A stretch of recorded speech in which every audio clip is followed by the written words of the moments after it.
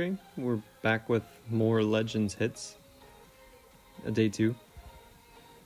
So I've seen this base a few times now, and the way I found that works in FC is blimping early here for the Monolith and the Expo, because you also get the CC pull. And the earlier you can deal with both of those in the attack, the better. That's one less thing the Queen or the RC and the Lalo have to worry about. And I accidentally dropped Sneezy in range of an air defense here, but that's okay. It serves its purpose.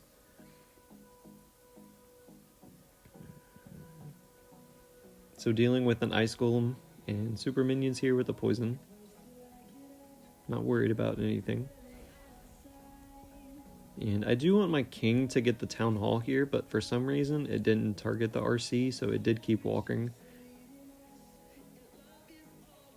But thankfully the queen brought him back in by targeting him. I didn't get any value with his ability though, it just cleared out trash buildings and opened a few walls. And I don't believe he got the Town Hall, so it wasted him altogether.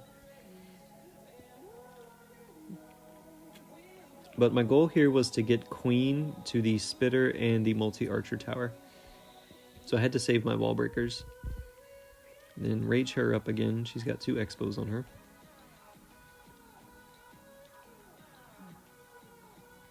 And I dropped the wall breaker a little early because that single was still up, and that's what the wall breaker targeted. But the last one worked. It got to the archer tower and the sweeper like I wanted. Thankfully the spitter wasn't getting, or it wasn't triggering the invis there, because my queen would have walked all the way to the cannon where the RC and warden were, so it would have been a waste. But again, I did a few loons at the bottom just to push the RC and the warden into the core to help the queen deal with that. And then I have a handful of balloons left. I can get the town hall with a few spells. And then we have the Ice Hound on the air defense there, so we'll support it with a few balloons. And we pop the warden ability in the core because there were a lot of defenses that had to be dealt with. And the only thing, or the only real concern left, is that multi-archer tower at the top. But with 3 heroes, a small Lalo, and a freeze spell left, wasn't anything to worry about really.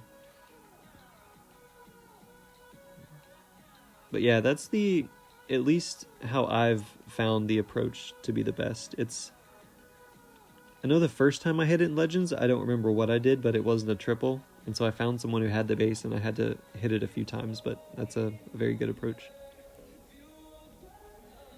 So here on this base, I remember I didn't log launcher, even though I said in the last video that if you ever see a central town hall here with 2 invis towers touching, you want to log launch just to trigger both of them and get the Yetis to the core, but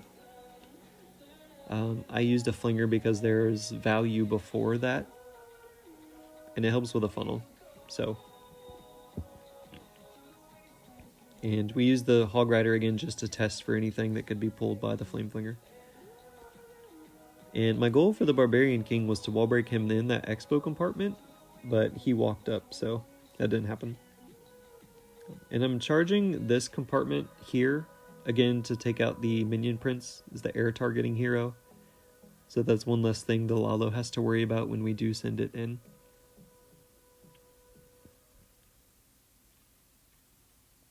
So the king wasn't, it didn't get great value, but, I mean, for what it's worth, the Quake Boots and the Spiky Ball will still take out a chunk of the base.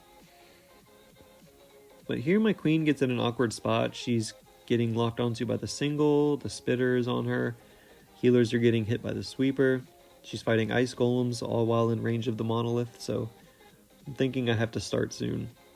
So I send my RC in between the king and the queen with the warden again, because the warden ability with the hogs and rage and everything in the core, it's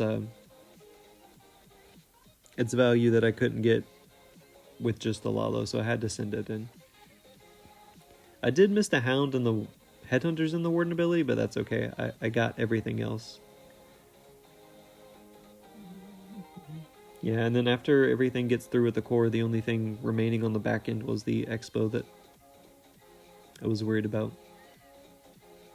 But my Yetis are cleaning up trash buildings. It's just speed up.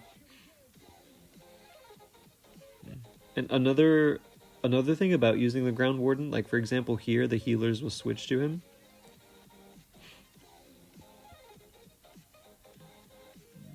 And then at the same time, they can switch to the RC if they needed to. But it wasn't bad. So on this base, first looking at it, I did see the hole next to the scatter and the RC. So I did put my king here. And I did that for 2 reasons, actually. So my king can take out the RC and the buildings around it, so just that compartment in general.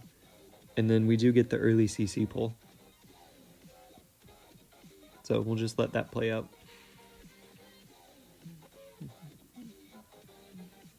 So 2 birds with 1 stone. I get that compartment and the CC pull, and that's 2 less things that the queen has to deal with. Thankfully, it was a balloon and super dragon CC. Nothing annoying like ice golems or witches that the king had to go through. But he did find skelly traps, so it was more or less the same thing.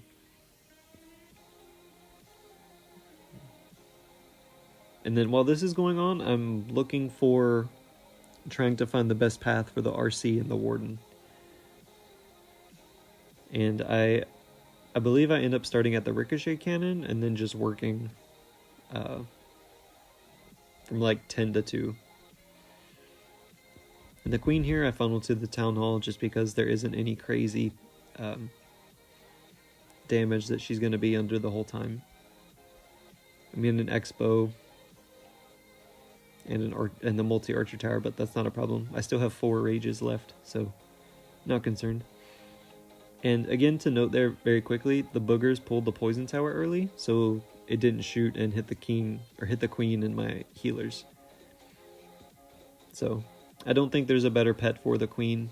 You can have preference of like the owl or the unicorn, maybe the frosty if you don't want to use the frozen arrow, but Sneezy I just think is the best.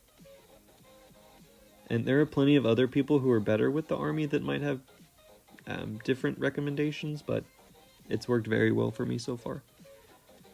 And I chose a Stone Slammer here just because if you look in the core, there is a monolith and there are multi-infernos. And I did the Stone Slammer here because I have 3 Yetis in the CC, so if it were to have popped over the core, the Yeti and the Yeti Mites would have taken out a large majority of that little section in the middle there.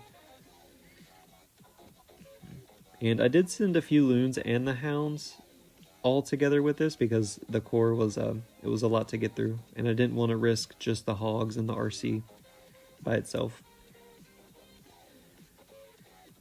And then I had 4 wall breakers because I didn't have to get my queen anywhere. And you see how just how valuable that ice hound was at the end there. It popped, it froze the queen, the ice pups were on the queen.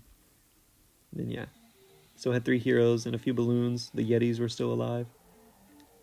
So that was a good hit. The base wasn't great, but I mean, kind of picked it apart.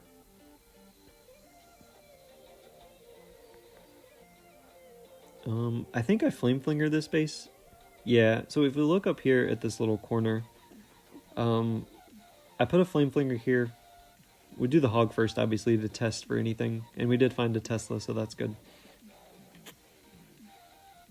But I do a flinger here because if we look at the value, well, first to note that expo right there behind the scatter, or in front of the scatter, actually, it's an air and ground targeting, so it doesn't have the, is it like 14 tile radius or 12, something crazy like that? But I wasn't having to worry about the expo targeting the flinger. And we're just carving out a section of that base with a cannon and the multi-archer tower. And I mistakenly dropped the RC here, so I had to react quickly. And thankfully where I did drop her, there were a lot of defenses that she does get out of the way quickly with the ground warden and the hogs. So the value here, it was the multi-archer tower, the multi-inferno expo. I did miss the Ice Hound and the Warden ability, but it's fine. It still froze up that air defense. And I wall broke the queen into that little channel there because it gives her a chance to beat on the innermost wall there to get the town hall if nothing else got it. And then we sent a few loons in that compartment with the monolith to pull the poison tower early. And so at this point I have the queen in that little channel. She's going to beat through a wall. I have her ability. Still have a full health RC. Well, not for long. She gets taken out quickly by the cannon and the minion prince, but still have queen ability, have a few cleanup troops, and then we have a freeze spell. So if you time everything, it doesn't have to be perfect, but as long as you can just tank for a few defenses, the queen will be okay. So we did that here with the giant and then a few minions. And then the Yetis coming out of the Flame Flinger were able to take care of the multi and the ricochet cannon. Pop queen ability here just because I don't want her to die through her ability. And then I didn't need the freeze. That was an extra freeze, which I'm surprised because the way it started it could have gone much worse. Accidentally dropping the RC from the start.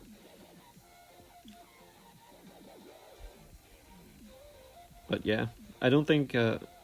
so I did plan to drop the queen where I dropped the RC, and the plan basically went how I expected it to, or how I wanted it to, minus the RC there. Because the queen still got the value, she still ended up getting to the town hall. So, that one wasn't bad for how it started. And I apologize for this. I'm not sure what happens. I think I was away from my iPad or doing something, so it was just on this little return home screen for a few seconds. But I don't think it lasts much longer. But on dropping the RC like that, I didn't want to waste her completely, so I did have to send the queen with the healers and the ground warden to get value where we did leave her off.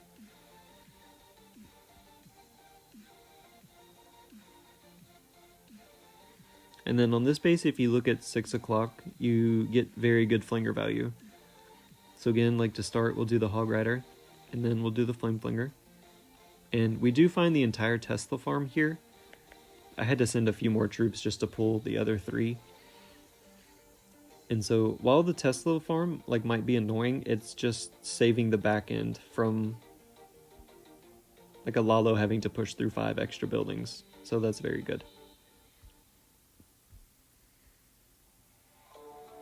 And we do wall break to the multi-archer tower here to get king in that channel. So it can take out a few buildings, it can push to the scatter and pull the poison tower. And then on the complete opposite side, I'm getting the queen there to take out the same defenses. Well, the same little sections of the base because the scatter is on the bottom side. But another thing to note though, when you are queen charging a base, the spitters are your worst nightmare because their radius is just crazy, or the range. They'll shoot the queen and then the projectiles will go beyond her and hit the healers at the same time. But I have one more wall breaker here, and I have to save it until that expo goes down because it would have targeted the expo. The wall breaker would have.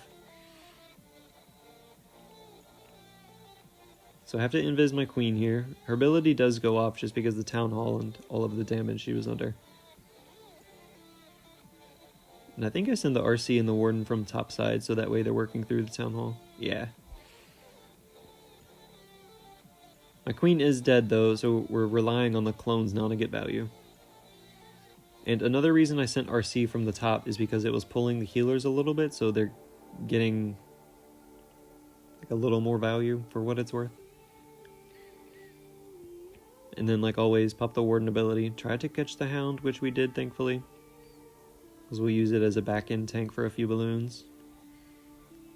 And then just freeze the multi, so that way those few balloons can get through everything. And then the RC is not going to have any problem getting through the back end of the base. The Ice Hound pops there, so we froze the Monolith and the Minion Prince. And then with the amount of troops we had, there just wasn't anything on the base that could stop it. So that was a pretty clean hit also.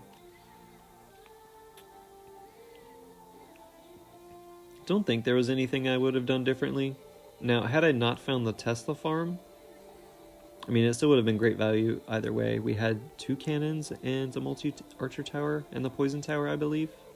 Can't remember what was behind the Teslas, but it was still good value regardless of whether or not the Teslas were there. So I think my favorite siege machine with Queen Charge, it's either the Blimp or the Flame Flinger. But I use Flame Flinger more often than not because it's passively taking out the base. Whereas Blimp, it's situational. I don't ever Blimp the Town Hall. I think it's a waste because you're investing the entire CC and a Rage. So I don't ever do that. I only Blimp when the CC is close enough to the edge of the base where I can get buildings and then pull the troops. So King was supposed to walk into that scatter compartment, but that didn't work. So I had to send Queen in, and Queen didn't walk in there either, so I had to wait to drop the healers when she walked further down. But the King still did get value. He funneled a few buildings. And the Flinger here also to note, while it is getting key defenses like the multi Inferno and the multi Archer Tower, it did thankfully allow my Queen to walk up toward the scatter in the Expo. And then we used our first Rage here at 30%.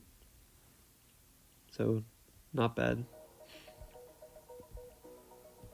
And then here I'm just looking for where the best path to send the RC and the Warden are. And I go through the Town Hall. And to note, right before the Queen though, I did wall break. So it's nice to be patient with your wall breakers because you want to try to predict where your Queen's going and where the wall breaker will go. So thankfully here we were able to open that compartment with the multi Inferno, and she can end up taking out that back end Expo also. And we do a few balloons here with the Warden RC just to have a little more damage going through that top part. Again, catching the Hound and the Warden ability. It's tanking the scatter, that air defense. So the RC's not having any issue going through the base. We had a few freezes. I froze up that multi-archer tower and the Spitter. The Spitter wasn't really a threat. It was facing the opposite side of everything. I mean, if it wants to shoot at Yetis, go ahead. But it was the base wasn't bad. It was just non-symmetrical bases I like more than symmetrical bases. But you don't see a lot of those in Legends, so rarely do you get the opportunity to hit them. So I think this is the last hit. Yeah, this was. And so here, if we see the Monolith, we had that ground bow, and then the CC was right behind that compartment. Yeah, so I can get the Blimp in range of that, in range of the CC pull. So we do that. And yeah, there wasn't any good value for the Flinger. I had to touch on the Archer Towers to see if there were any openings, but there weren't. So we're going to do 1 loon, or 2 loons. And then the Blimp. And you don't see Electro Titan defensive CCs often anymore, which it doesn't really matter for a Yeti Blimp, because if anything, the Electro Titan's helping, because it's taking out the Yetis quicker. And you're not even relying on the Yetis, you're relying on the Yeti Mites. So the quicker they can go down raged up, the better, honestly. I wanted Queen to walk down, but she ended up walking up. Wasn't the worst case scenario, because it's tanking the ground bow, and that means I can send my King down without him having to worry or have to tank it. So I have 2 wall breakers here. I tried to get King to the cannon. I think he does, yeah. So I have to hold on to my other wall breakers because if I dropped one, it would have targeted that gold storage. And I didn't want that to happen. I wanted it to target the single. So we waited for that to go down. We dropped the wall breaker. King gets very good value. It takes out the single. And then the wall breaker here targeted the spitter because the king got the Inferno Tower down. And we send the RC and the Warden at the back end. And this is why it pays off to be patient with your wall breakers, because the last one I sent targeted the scatter and opened up the Town Hall compartment for the queen. And then there isn't a whole lot left of the base. The queen gets Town Hall, the RC with the Warden taking everything else out. Had a few balloons for everything. 2 freezes and the Warden ability. I didn't need to freeze the Town Hall there, but I think I got nervous. And again, I think the Ice Hound here it's just very good because it froze up the multi there and allowed the balloons to get there. So, and I wasn't doing an Ice Hound initially, but I did mention, I think last video, that dropping 2 balloons for an extra freeze and a headhunter, more or less, it's definitely worth it. So that was day 2.